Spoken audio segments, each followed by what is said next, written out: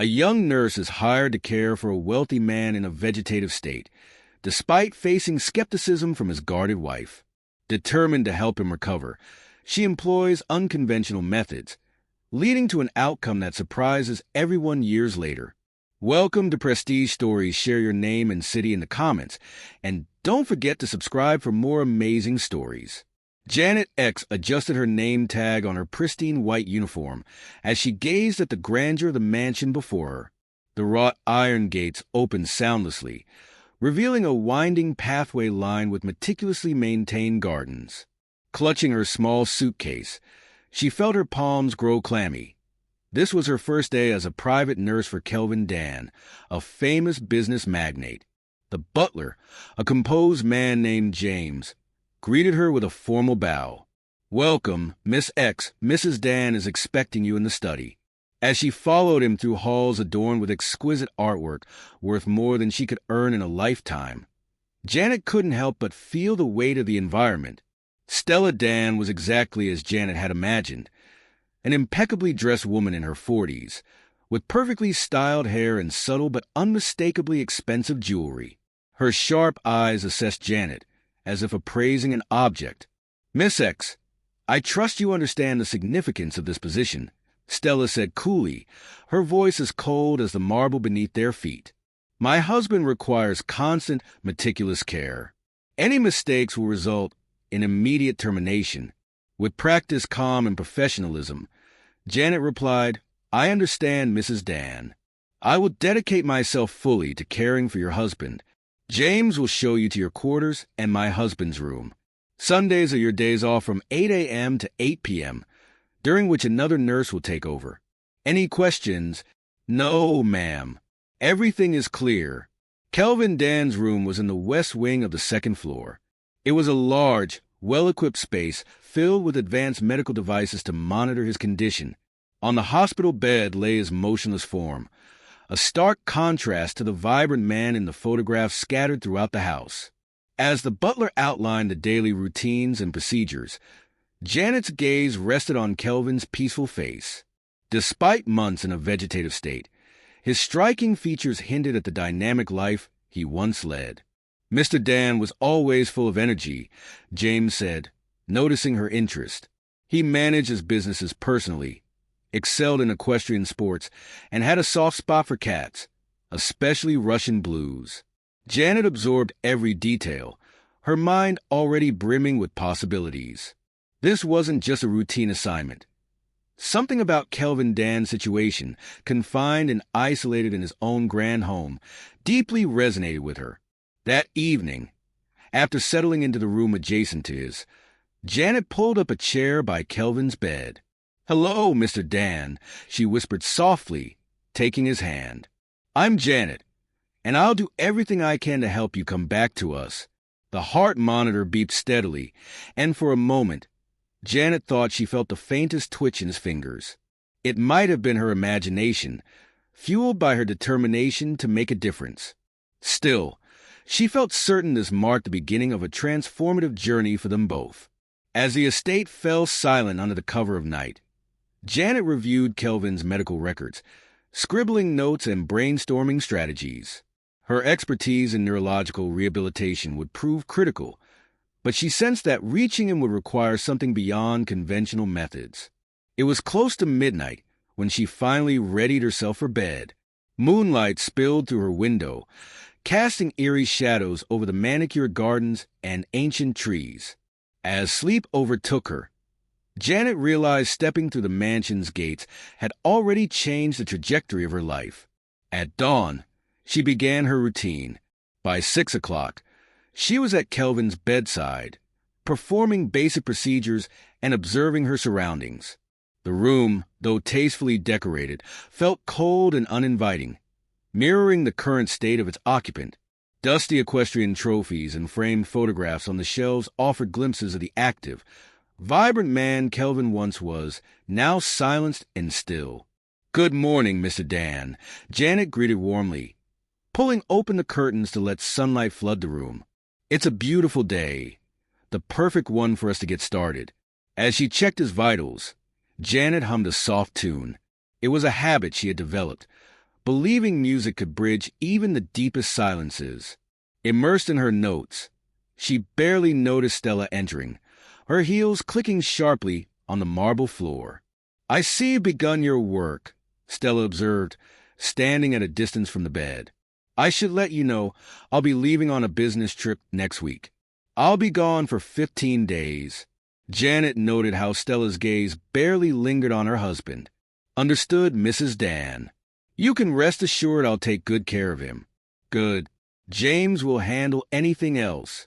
Stella turned briskly and left, her expensive perfume lingering in her wake.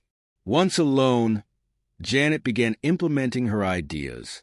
She moved Kelvin's bed closer to the window to let in more natural light and rearranged the room, bringing cherished photographs into view. Gradually, she transformed the sterile environment into a space that radiated warmth, one she hoped might stir something within him. "You know, Mr. Dan," Janet said as she worked, "your records mentioned you love classical music. How about starting the day with some Mozart?" She connected her phone to a portable speaker, letting the soothing notes of Mozart's Piano Concerto No. 21 flow through the room. As the serene melody filled the air, Janet kept her eyes on the heart monitor and noticed a subtle change in its rhythm, a small but encouraging sign. That afternoon, while guiding Kelvin through passive physiotherapy exercises, Janet began sharing stories from her own life. She spoke about her childhood in the countryside and how her grandmother's miraculous recovery had inspired her to become a nurse. "You might be wondering why I talk so much," she said with a soft smile as she massaged his arm. "But I believe that every word, every sound, and every touch can act as a bridge to help bring you back." By the end of the day, Janet had established a care routine that went beyond the standard protocols. She incorporated music therapy, aromatherapy, and sensory stimulation into her approach, determined to uncover the key to awakening Kelvin from his silent world. One evening, as Janet reviewed her notes, James, the butler, entered with a cup of tea. "I've never seen anyone give Mr. Dan this level of care," he said, his usual formality softened by an unfamiliar warmth. "I believe he's still in there, James," Janet replied, accepting the tea. "We just need to find the right way to reach him." James hesitated briefly before speaking. "There's something that might help. Mr. Dan had a Russian blue cat named Tsar. They were inseparable. After the accident, Mrs. Dan sent him to the country house." Janet's eyes lit up with hope. "A cat? That could be exactly what he needs. Do you think we can bring Tsar back?" "I can arrange it," James said, a rare smile breaking through his typically stoic demeanor. "Mrs. Dan rarely visits the country house, especially with her upcoming trip." The revelation filled Janet with renewed determination. Each new detail about Kelvin's past felt like another crucial piece of the puzzle that might guide him toward recovery. That night, as she gazed at the moonlight casting silvery patterns across her room, Janet envisioned the next steps in her plan. She was certain that Tsar's presence could awaken dormant emotions and memories within Kelvin. The week flew by, and as Stella left for her business trip, Janet could barely contain her anticipation. James confirmed that Tsar would arrive that afternoon, discreetly brought over by the caretaker from the country estate. During her morning routine with Kelvin, Janet couldn't hide her excitement. "You won't believe what's coming, Mr. Dan," she said, straightening his sheets with a bright smile. "I think it's going to be a wonderful surprise." At exactly 3 p.m., James appeared at the door, carrying a regal Russian blue cat with mesmerizing green eyes. The cat surveyed the room with calm curiosity. Janet held her breath as she caught sight of Tsar. He was even more magnificent than she had imagined. "Tsar," James called softly, placing the cat gently on the floor. For a moment, the cat stood still, its ears twitching as it adjusted to the unfamiliar surroundings. Then, as if recognizing the space, Tsar moved elegantly toward the bed. Janet and James watched in wonder as Tsar jumped onto the bed and padded toward Kelvin's side. The cat sniffed Kelvin's face before curling up beside him, resting its head on his neck. "Incredible," Janet whispered, her gaze fixed on the heart monitor. "James, look." His heartbeat just changed. The butler moved closer, his expression softening as his eyes grew misty. Mr. Dan and Czar shared a special bond. He brought Czar back from Russia as a kitten. That afternoon, Janet observed the captivating interaction between Kelvin and the cat. Czar refused to leave Kelvin's side, purring gently or simply remaining watchful. What fascinated Janet most was how Kelvin's vital signs subtly shifted whenever Czar moved closer or adjusted its position. "This is extraordinary," she said, jotting down notes. "It's as if his body recognizes Czar's presence, even if his mind hasn't responded yet." Inspired by Czar's influence on Kelvin, Janet decided to bring more familiar items into the room. With James' assistance, they retrieved some of Kelvin's personal belongings. His favorite watch, a cherished photo album, and even his signature cologne. "We're going to create a space that stimulates his senses and triggers his memories," Janet explained to James. "Anything that might help him wake up is worth a try." The usually reserved butler embraced the effort wholeheartedly, sharing stories from his many years of service under Kelvin. "He was a fair man, always generous," James recalled as they arranged the items. "I never saw him treat anyone with anything less than kindness and respect." Later that evening, as Janet observed Kelvin and Czar, something remarkable happened. When Czar stretched out near Kelvin's face, Janet thought she saw a faint twitch in Kelvin's lips, a small attempt at a smile. "James!" she exclaimed, her voice full of excitement. "Did you see that?" The butler rushed over, his eyes wide. "Yes, miss. It was a movement. I'm sure of it." Without hesitation, Janet began conducting response tests, speaking gently to Kelvin and lightly touching his face. Although the movement didn't repeat, she was certain this marked a breakthrough. "This is only the beginning," she said, gently stroking Czar, who was now peacefully asleep beside his owner. "Every small reaction brings us closer to waking him up." Before heading to bed, Janet carefully documented every detail of the day's progress. Her mind raced with possibilities for the future. If Czar's presence could trigger such a response, who knew what other breakthroughs might be waiting just ahead? "Tomorrow will be another day full of potential," Janet whispered to Kelvin before leaving the room. Czar briefly lifted his head, meeting her gaze with his piercing green eyes, then returned to the spot beside Kelvin, resuming his quiet vigil. For the first time since arriving at the mansion, Janet fell asleep that night with a smile.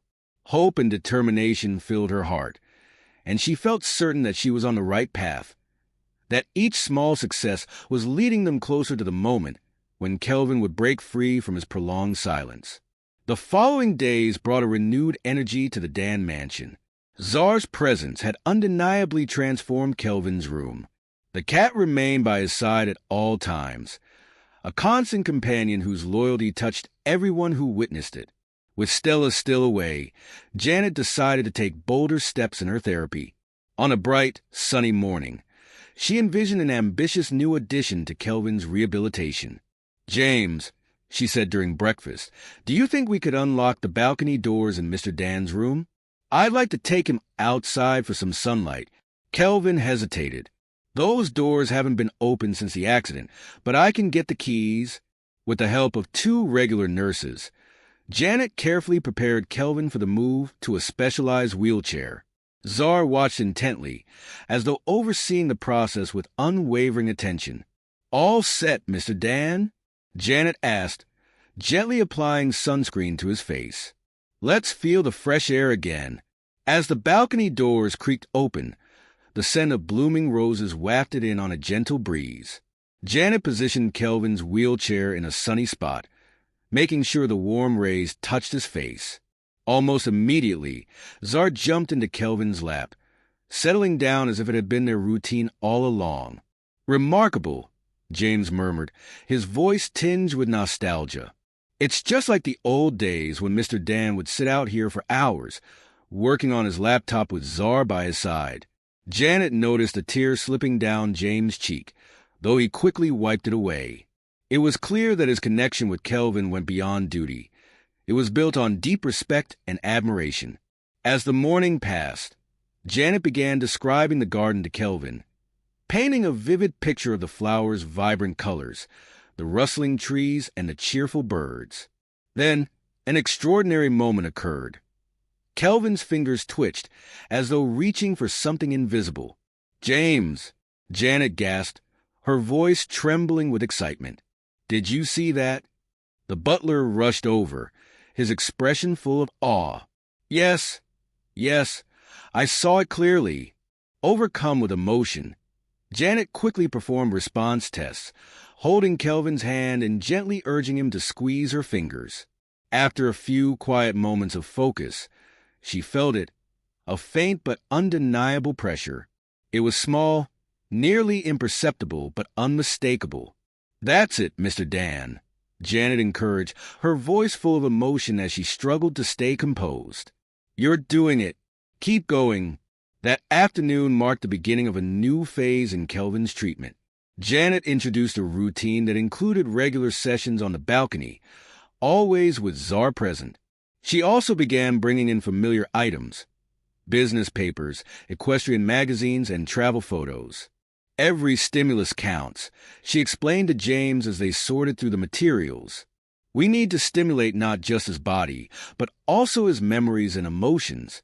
Each night, as Janet recorded her observations, she allowed herself to imagine the possibilities unfolding before them. The subtle movement of Kelvin's fingers was no accident. It was a hopeful indication that his consciousness was beginning to resurface. "Tomorrow, we'll try something different," Janet said softly to Czar, her quiet companion during the late hours. "Perhaps we'll bring in some music from the piano in the living room." Kelvin used to love listening to concerts. The cat blinked slowly, seeming to approve, before curling back up next to Kelvin. Janet watched them, feeling a warmth in her chest. There was something extraordinary happening, something that went beyond the professional relationship between nurse and patient.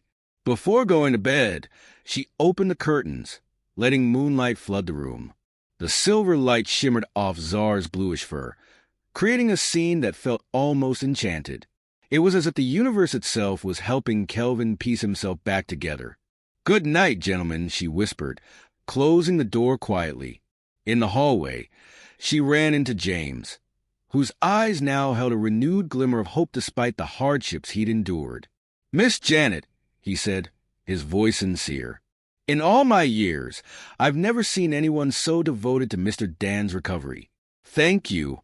The next morning, Janet woke with determination, ready to carry out her latest plan.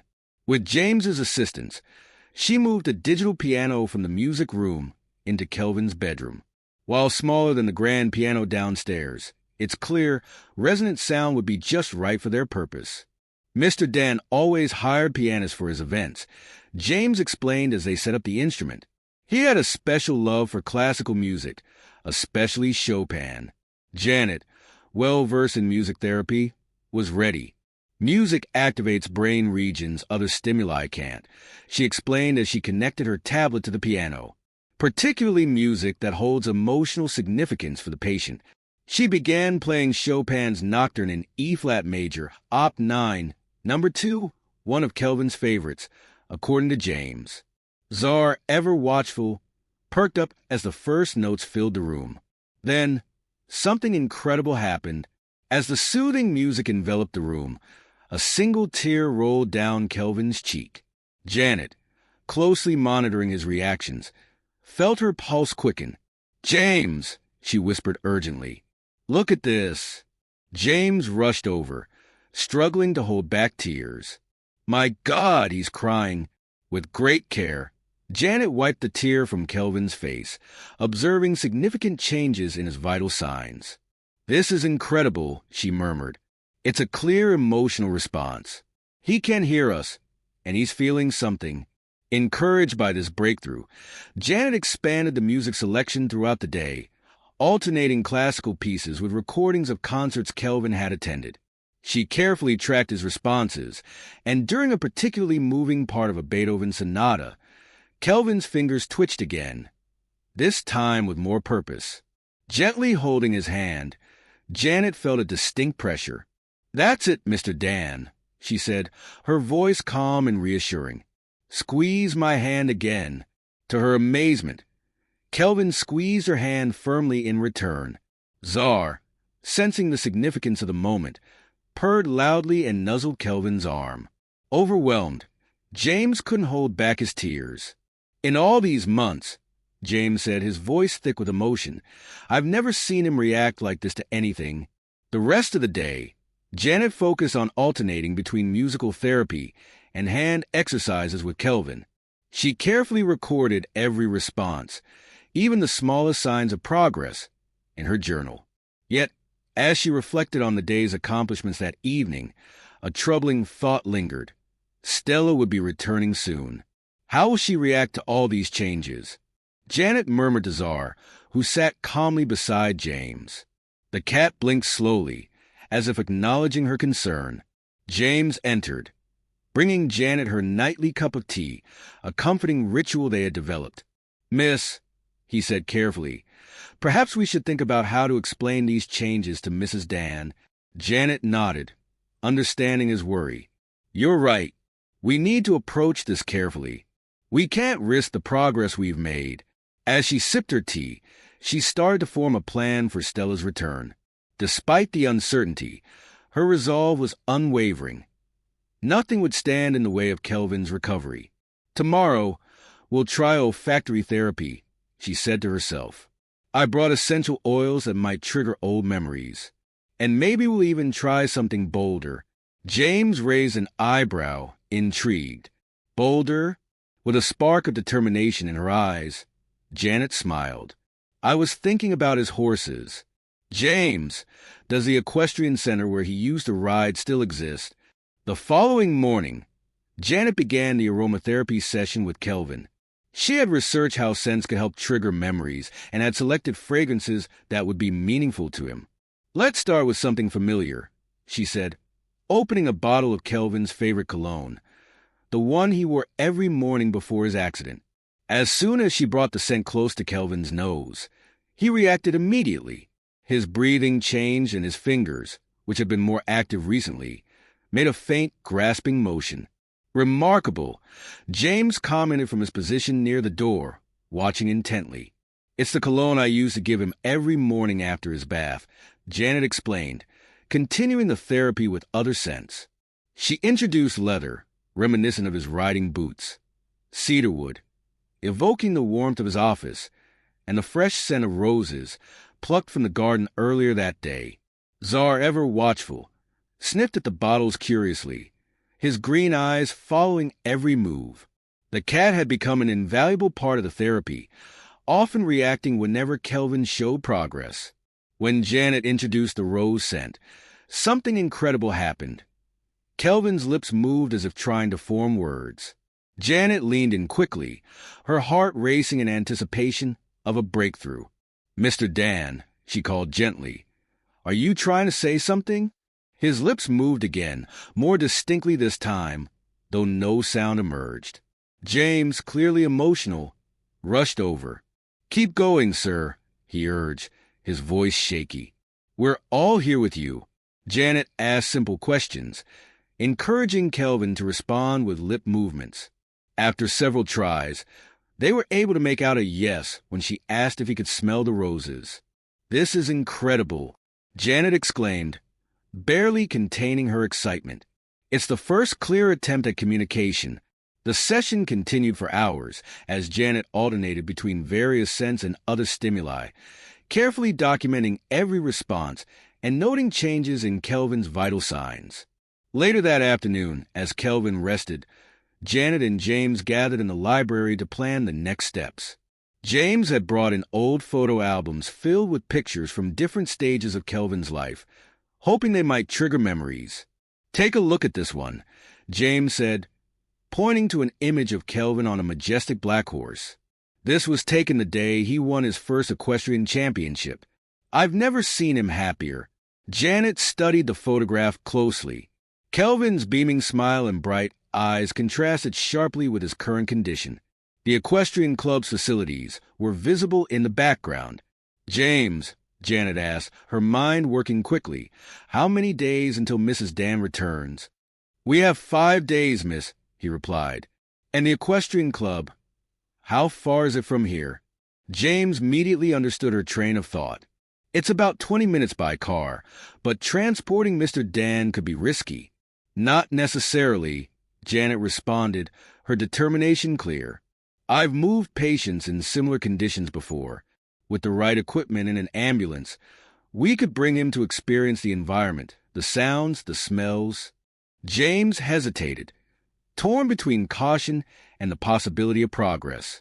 "Mrs. Dan would never approve of this."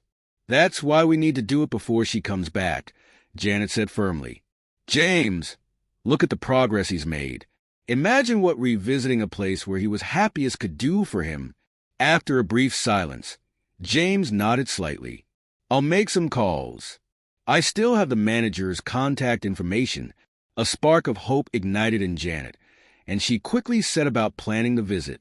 Czar, who had been resting by Kelvin's side, gave a soft meow, as though silently agreeing with her resolve. Over the next 2 days, Janet organized every detail of the visit, planning with precision. James had secured permission from the club and arranged for it to be nearly empty during their time there. "The ambulance is scheduled for 9 a.m. tomorrow," Janet told Kelvin during their nightly meeting. "Dr. Anderson will accompany us, and I've arranged for 2 experienced nurses to assist." James handed her an old folder. "I found this in Mr. Dan's office. It's filled with photos of the horses he trained over the years." Janet flipped through the images, pausing at one of the same black horse she had noticed earlier. "This one seems particularly significant," she said. "That's Emperor." James replied with a nostalgic smile. He was the master's favorite. Emperor is still at the club, retired now, but he was the horse Mr. Dan won his most important titles with. The following morning, there was a sense of nervous excitement in the air. Janet took charge of Kelvin's preparation, selecting his clothes, including his treasured old riding Dannet, which he had kept in perfect condition. Janet prepared for a special day ahead as she adjusted Kelvin's portable monitoring equipment. Czar observed curiously from his usual spot, his gaze fixed on the flurry of activity. The transport to the equestrian club was carried out with utmost care, the ambulance moving slowly through the tree-lined streets. Janet stayed close to Kelvin throughout the journey, monitoring his reactions. Upon arrival, they were greeted by Mr. Davis, the club's longtime manager. Seeing Kelvin in such a condition moved him, but he remained composed. "Everything is set up as you requested," he said, leading them to a shaded area near the stables. "Emperor is in the paddock next door." Janet ensured Kelvin was positioned in a way that allowed him to take in the familiar sights and smells of the club. The air carried the scent of stables, fresh grass, and leather saddles. Suddenly, a powerful neigh echoed through the air, and Emperor, sensing the presence of his old companion, trotted over to the paddock fence. The majestic black horse, despite his age, carried himself with grace. Then, something extraordinary happened. Kelvin's eyes, usually half closed, opened wide, his breathing shifted, and his fingers moved with more strength. "Doctor," Janet called urgently, her voice trembling. "Come see this." Dr. Anderson rushed over to assess Kelvin's vital signs. "Incredible," he muttered. "There's a significant increase in brain activity." Emperor stayed close, his head extending toward Kelvin, sensing the bond. Mr. Davis spoke softly, his voice filled with emotion. He recognized him. After all this time, he still knows his rider. Janet, following her instincts, gently raised Kelvin's hand toward the horse. "Look, Mr. Dan, Emperor is here. He came to see you." To everyone's amazement, a tear rolled down Kelvin's cheek. Then his lips moved, and this time, a weak but distinct sound emerged. The room fell silent. Janet, Dr. Anderson, and Mr. Davis exchanged stunned glances, unsure of what had just occurred. "He spoke," James exclaimed, tears in his voice. After all this time, he spoke. Janet's heart raced with excitement. In that moment, they had achieved more than in weeks of therapy. Her instincts had been right. Revisiting a familiar environment and triggering old memories had played a pivotal role in bringing Kelvin out of his vegetative state. The return journey to the mansion was filled with renewed hope. The medical team documented Kelvin's reactions during the visit, and Dr. Anderson was visibly optimistic. "What we saw today was remarkable," he said while examining Kelvin back in his room. The attempt to vocalize, combined with motor and emotional responses, signals a significant improvement in his neurological state. As Janet organized her notes, Czar, who had been restless during Kelvin's absence, jumped onto the bed and resumed his usual position. He sniffed Kelvin carefully, seemingly aware of the changes. "We need to keep up this momentum," Janet said, already planning their next steps. "Dr. Anderson, can we intensify the stimulation sessions?" The doctor nodded, adjusting his glasses. "Absolutely. Today's responses provide solid support for a more aggressive rehabilitation program." James, who had been quiet since their return, spoke softly. "Miss Janet, Mrs. Dan returns in 2 days." The reality of Stella's imminent return weighed heavily on everyone. The progress made during her absence had been significant, and now they needed to explain it. "I'll prepare a detailed report," Dr. Anderson offered, understanding the delicacy of the situation. "One that includes scientific data to show the effectiveness of the new approach." That night, as Janet wrapped up the day's tasks, she noticed a subtle change in Kelvin. His eyes, more alert since their visit to the club, seemed to follow her as she moved around the room. Janet approached Kelvin's bed, softly calling his name. "Mr. Dan, can you see me?" To her astonishment, Kelvin blinked deliberately, his eyes opening in a conscious movement, not the usual automatic reflex. "Can you blink twice if you understand me?" she asked, her heart racing. Slowly, Kelvin blinked twice. "James," Janet called excitedly, urging the butler to hurry in. "Watch this." The butler, still in his kitchen apron, rushed into the room. "What's happened?" "Look," Janet said, turning back to James. "Mr. Dan, can you blink twice again?" Kelvin blinked twice once more. "My God," the butler whispered, leaning against the wall in disbelief. "He's really conscious." Janet wasted no time, conducting a series of simple tests, asking Kelvin to blink once for no and twice for yes. His responses, though slow, were accurate and clear. Just as she was about to call Dr. Anderson, Janet noticed something even more remarkable. Kelvin was trying to move his lips. Leaning closer, Janet could barely make out the faint sound of Kelvin speaking. "R.A.?" he whispered, clearly saying her name. Tears welled up in Janet's eyes as she held his hand gently. "Yes, Mr. Dan." "It's me," she whispered.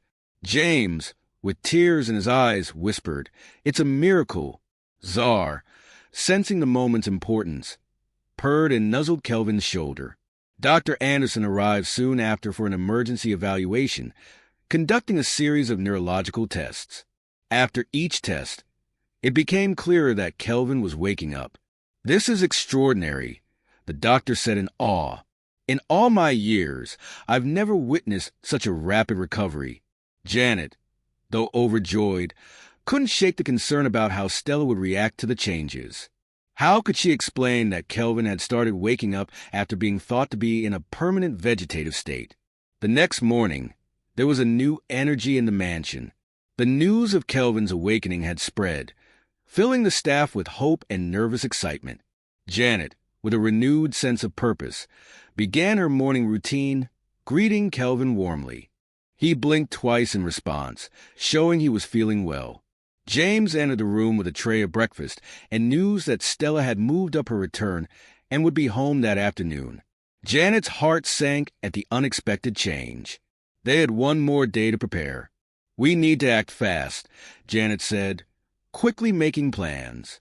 "James, can you arrange an emergency meeting with Dr. Anderson? We need to be ready." The morning was filled with frantic preparations. Dr. Anderson arrived with a detailed report on Kelvin's progress, and the team rehearsed how to present the situation to Stella. "Remember," the doctor advised, "even with the progress, Mr. Dan still has a long recovery ahead. We must avoid raising unrealistic hopes. By 2 p.m., Stella's car pulled up to the mansion, and the tension in the air was palpable. She stormed into the room, her gaze sweeping over the unusual scene. "What's going on here?" she demanded. Then, her eyes landed on Kelvin, who was now staring directly at her. For a moment, Stella seemed frozen, as though she could hardly believe her eyes. "Kelvin," she whispered, approaching him slowly. In a moment that left everyone speechless, Kelvin parted his lips and produced a faint but distinct sound. "Estella." The room fell silent as Stella stood frozen. Disbelief etched across her face. Slowly, she turned to Janet and Dr. Anderson, her voice shaky. "Can someone explain what's happening here?" Dr. Anderson stepped forward with professional composure.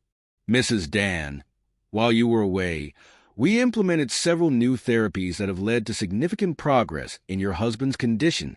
Janet watched Stella closely, noting the shift in her demeanor. The woman who had always been distant now appeared vulnerable, a side Janet had never witnessed. "Progress?"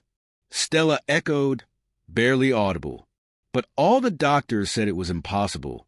"Medicine doesn't always have all the answers," Janet replied softly. "Mr. Dan has shown incredible willpower." Stella moved closer to Kelvin, her eyes locking with his.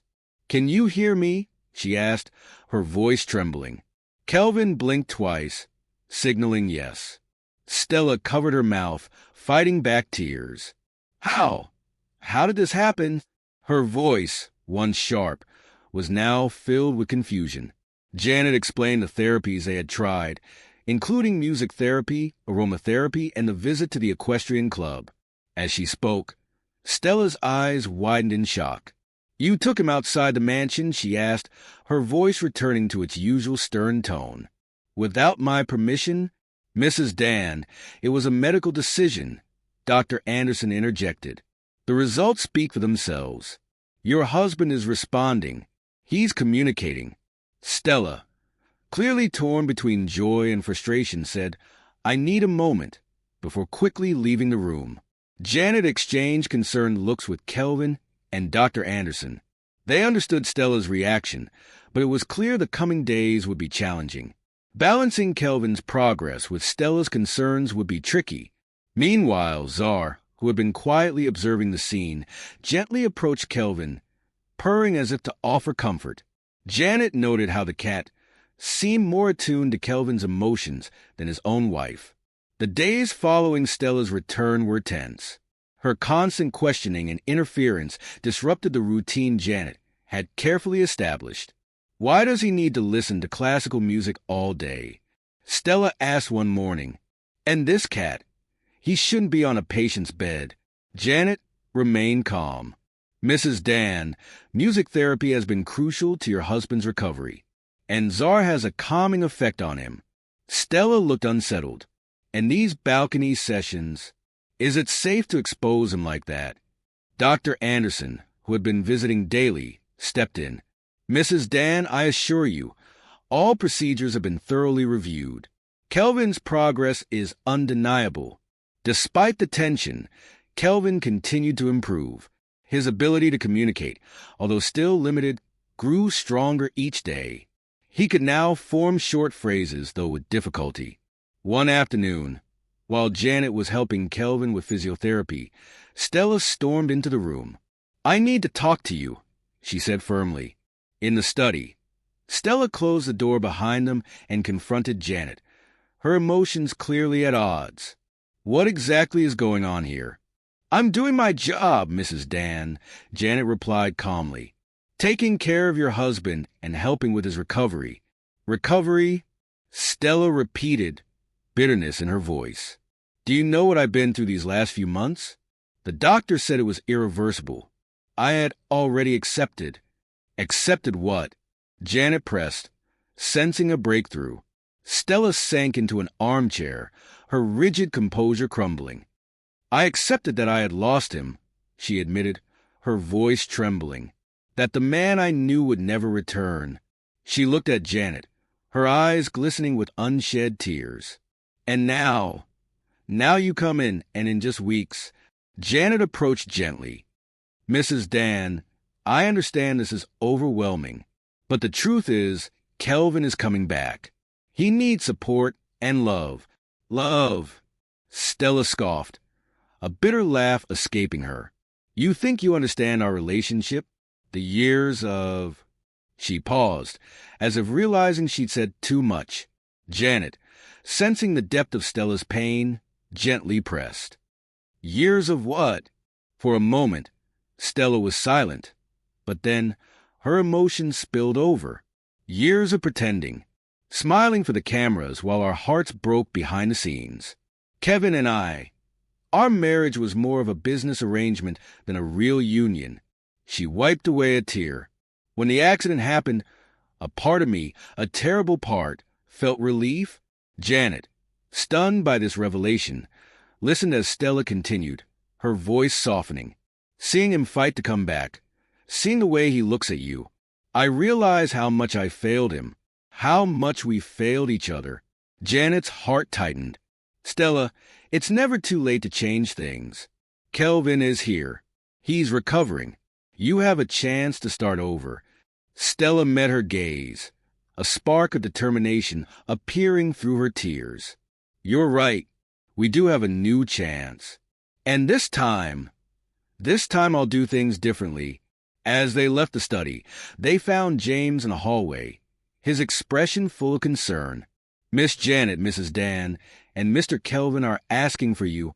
The two women shared a significant look before rushing to the room, where they found Kelvin more alert than usual, his eyes shifting between Stella and Janet. Is everything okay? He asked, his voice strained.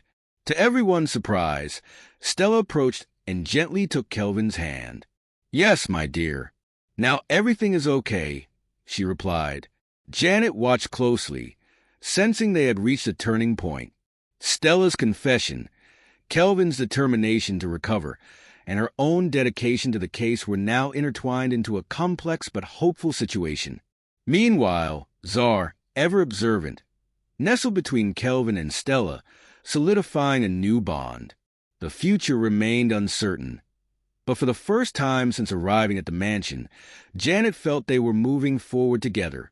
Over the next few weeks, the atmosphere at the Dan mansion noticeably shifted. Stella's confession had marked a pivotal moment, not just in her relationship with Kelvin, but also in her approach to his treatment. Janet watched as Stella became more involved in Kelvin's recovery.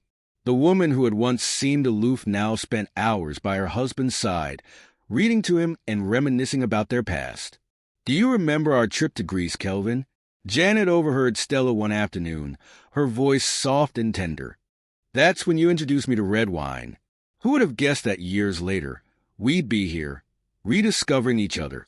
Kelvin, whose speech improved daily, responded with a weak but sincere smile. I remember you hated wine, he said. Janet smiled at their exchange. It was as if the couple was rebuilding their connection, piece by piece, memory by memory. Kelvin's physical progress was also remarkable. With physiotherapist's help, he began to regain movement in his arms and legs. Each small victory, holding a spoon, moving a toe, was celebrated. One afternoon, during physiotherapy, Kelvin amazed everyone by sitting up unaided for a few seconds. Stella, watching, couldn't hold back her tears. You did it, my love, she exclaimed, rushing to embrace him. It was the first time Janet had heard her speak so affectionately to Kelvin. Dr. Anderson, who closely monitored Kelvin's recovery, was visibly excited. What we're witnessing is truly extraordinary, he said during a team meeting. The combination of medical care, alternative therapies, and, if I may say, the power of affection is yielding results beyond our expectations. However, the journey wasn't without its challenges. There were difficult days filled with frustration. Kelvin occasionally grew frustrated with his limitations, and Stella sometimes reverted to her old detachment. During those moments, Janet kept the team focused, reminding them every small step is a victory. We can't afford to give up now. One night, as Janet finished her notes, Stella came to find her in the office. Her expression was serious, but her eyes held a tenderness Janet had never noticed before.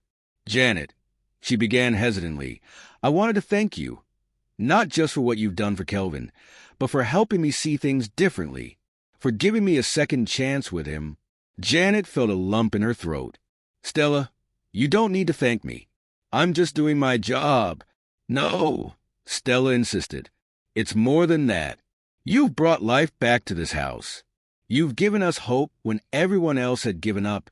They shared a long, silent look, an unspoken understanding passing between them. Janet realized that Stella had stopped being merely the wife of the patient and had become an ally, perhaps even a friend. That night, as Janet settled into bed, she reflected on the progress they had made.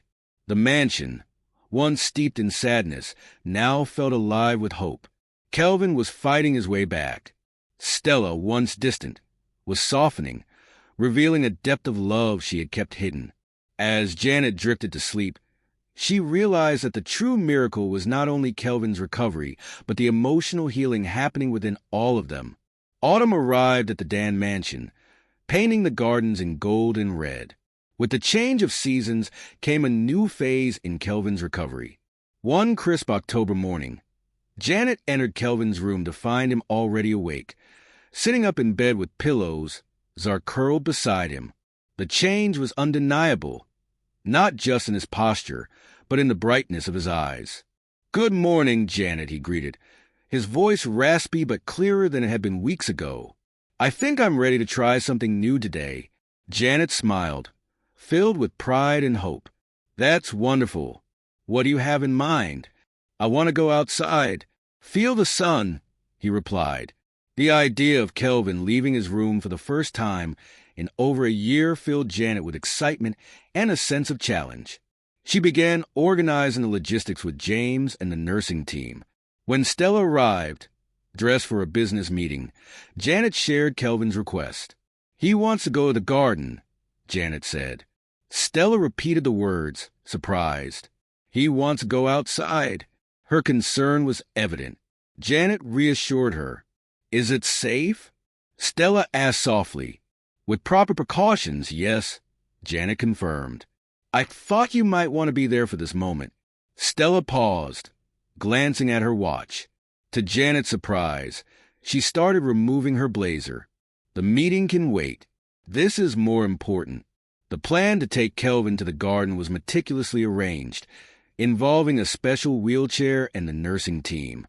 As they moved slowly through the mansion's hallways, Stella walked beside Kelvin, holding his hand, her face reflecting both worry and hope.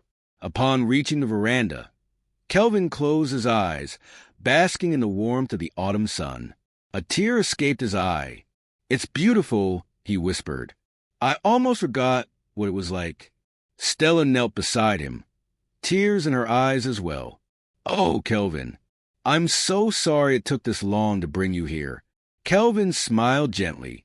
"We're here now. That's what matters." Janet observed quietly from a distance, feeling like a silent witness to a deeply personal and transformative moment. The couple, once distant, was now reconnecting and embracing a new chapter together. In the weeks that followed, Kelvin's garden visits became a regular part of his recovery. With each outing, he grew stronger and more present. His speech also improved steadily, allowing him to hold longer, more meaningful conversations.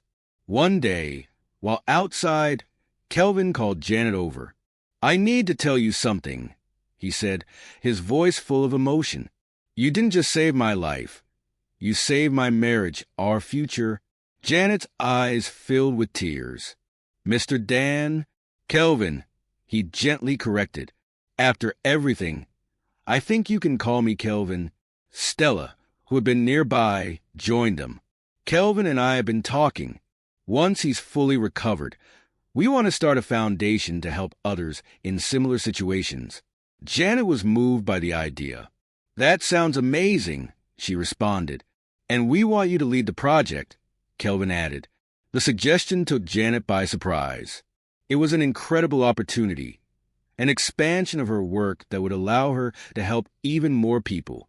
but it would also require a major shift in her life and career. As she processed the news, Czar, the cat who had been a comforting presence, appeared, weaving between the wheelchair's legs and hopping onto Kelvin's lap. The cat's soft purring seemed to approve of the idea. The golden autumn light filled the garden, and Janet felt on the cusp of something new and exciting. The mansion, once filled with sadness, now thrummed with possibility. Looking at Kelvin and Stella, she saw their love and gratitude and knew her decision had already been made. This journey, which began as a simple nursing job, had grown into something much more meaningful. A new beginning for the Dawn and for her. With a smile, Janet nodded. It would be an honor to lead this project. Under the autumn sky, a new chapter in their lives began. The months that followed brought both challenges and successes at the Dan Mansion.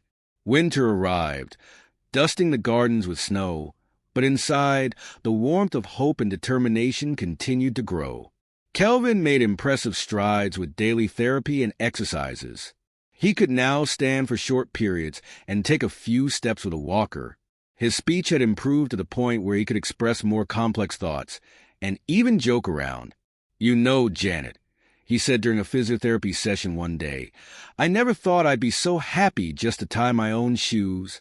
Janet adjusted the equipment with a smile. "Every step forward is important, Kelvin. You've made remarkable progress." Stella, watching the session, added with a loving smile, "He's always been stubborn. Now, that stubbornness is finally working in his favor." The transformation in the couple's relationship was striking. Where there had once been coldness, there was now warmth and mutual understanding. Stella spent more time at the mansion, balancing her business commitments with supporting Kelvin's recovery. Yet, the journey wasn't without its struggles. There were tough days when progress seemed agonizingly slow, and Kelvin occasionally lashed out in frustration, struggling with his ongoing limitations. After a particularly difficult therapy session, Kelvin became overwhelmed with frustration. "I can't do this anymore. I'll never be the person I was before," he exclaimed. Janet and Stella exchanged worried glances, but surprisingly, it was James, the butler, who stepped forward with a calm demeanor and spoke softly. "The man you were before wouldn't have come this far. The man you are now is much stronger." Kelvin paused, the anger and frustration in his eyes softening as he considered James's words. After a deep breath, he nodded and wiped away his tears. "You're right. Thank you." This moment highlighted that recovery was not only physical, but emotional and psychological as well. Meanwhile, the plans for the foundation began to take shape. Janet dedicated time to research and meetings, working closely with Kelvin and Stella to define the project's mission. Kelvin expressed, "We want to offer others a chance I was given, to help those doctors have written off." Stella, handling the legal and financial aspects, added, "We've already garnered interest from investors. Your story has inspired many." Janet was energized by this new challenge and the potential impact it could have. Yet, she also wondered about the future, especially when Kelvin no longer required constant care. One evening, as Janet was organizing notes, Stella surprised her with tea and asked an unexpected question. "Janet, have you ever thought about having your own family?" The question caught Janet off guard. I suppose so. Someday," she replied. Stella's smile was knowing. "Just curious," she said. "Kelvin and I were talking. At first, we thought we'd lost our chance at a family. Now, we're starting to think about it again." Janet was moved by Stella's words. The thought of Kelvin and Stella starting a family after all they had endured touched her deeply. "That would be wonderful," she responded sincerely. Stella looked thoughtful, her eyes reflecting both hope and uncertainty. "It would be a new beginning for us. And Janet, we want you to be a part of that journey. Not just as a foundation's director, but as family." Janet was deeply touched. Over time, the Dawn had become more than just patients and employers. They had become friends, almost family. That night,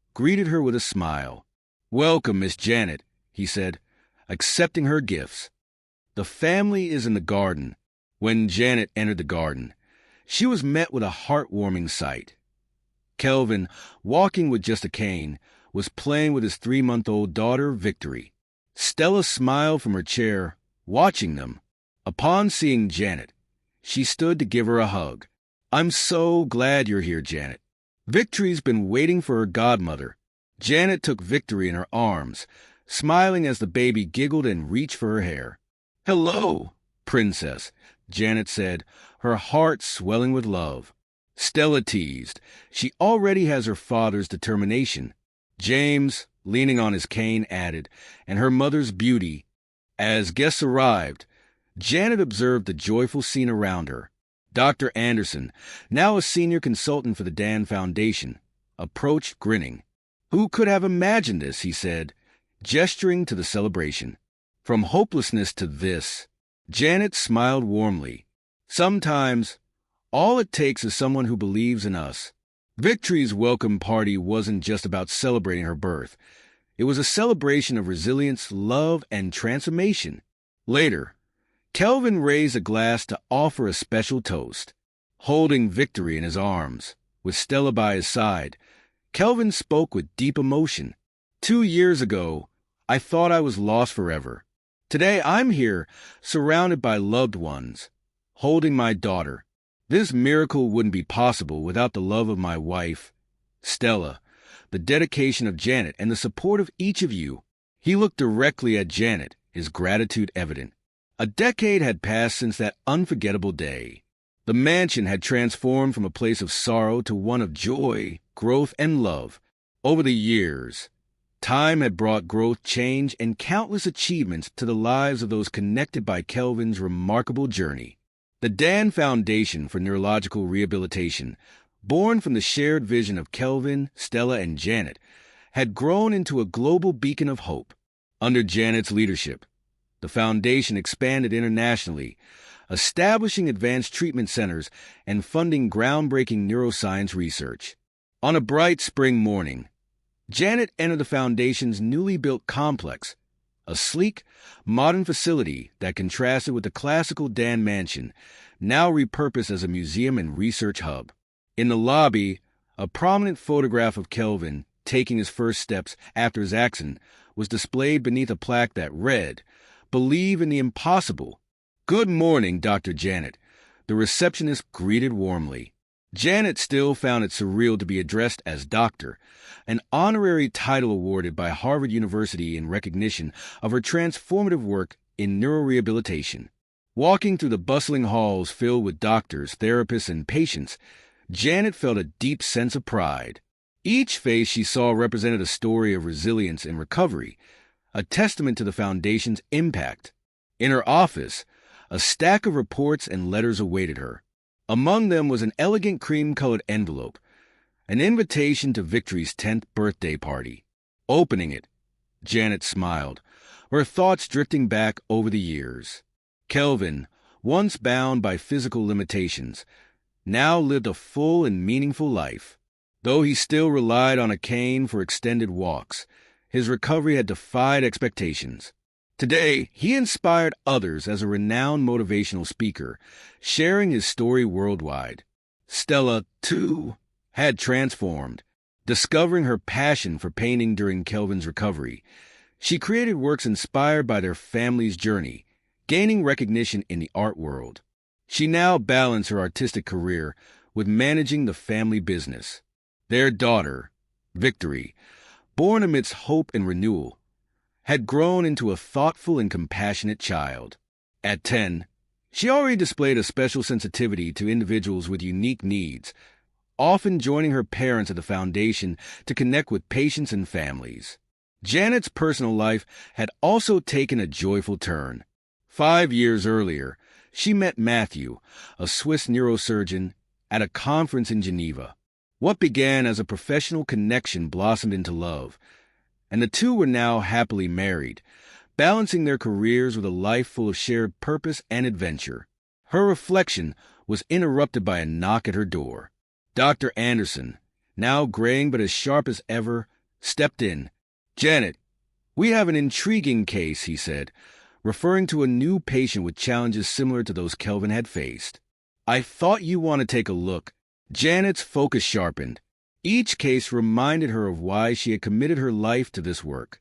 As she followed Dr. Anderson through the corridors, she marveled at how one decision, taking on Kelvin's case, had changed not only her life but also the lives of so many others.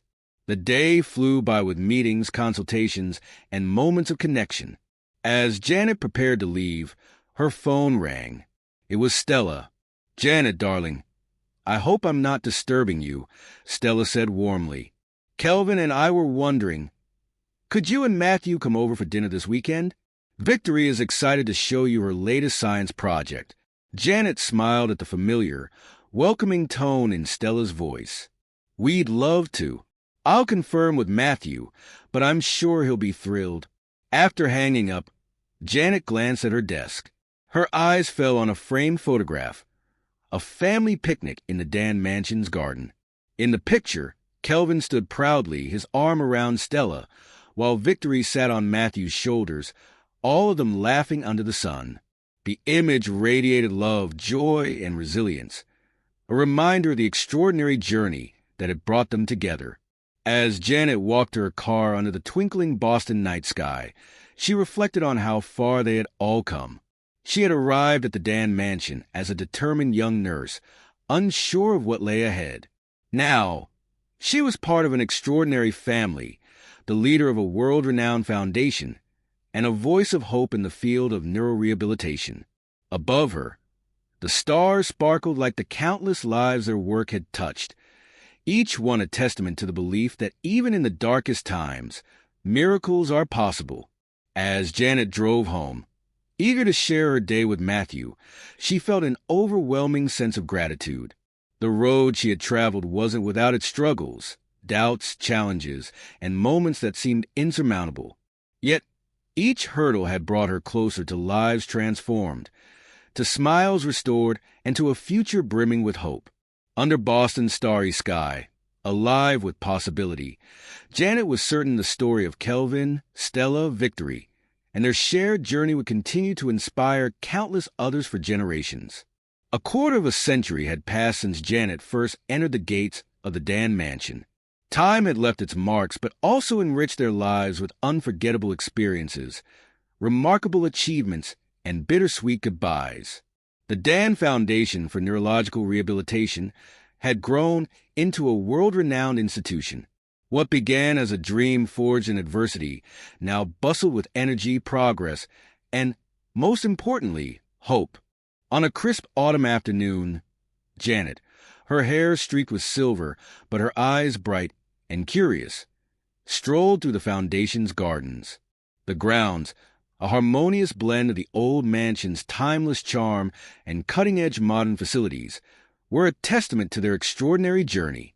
As her steps carried her to a bench beneath a large oak tree, she saw Kelvin sitting there. The years had softened him with a gentle wisdom and a profound sense of peace. "Janet," Kelvin greeted her warmly, his smile as familiar as ever. "I was just thinking about you." She sat beside him, comforted by the presence of someone who had long since become family. "How was the board meeting?" she asked, noticing the spark in his eyes. "Fantastic," he replied, the excitement in his voice unmistakable. "They approved the new research initiative on neural regeneration. Stella is over the moon and already planning an art series inspired by it." Janet chuckled, picturing Stella at her canvas. Over the years, Stella's artistic talents had flourished, her evocative paintings bringing solace and strength to patients and admirers alike. "And Victory?" Janet asked, thinking fondly of her goddaughter.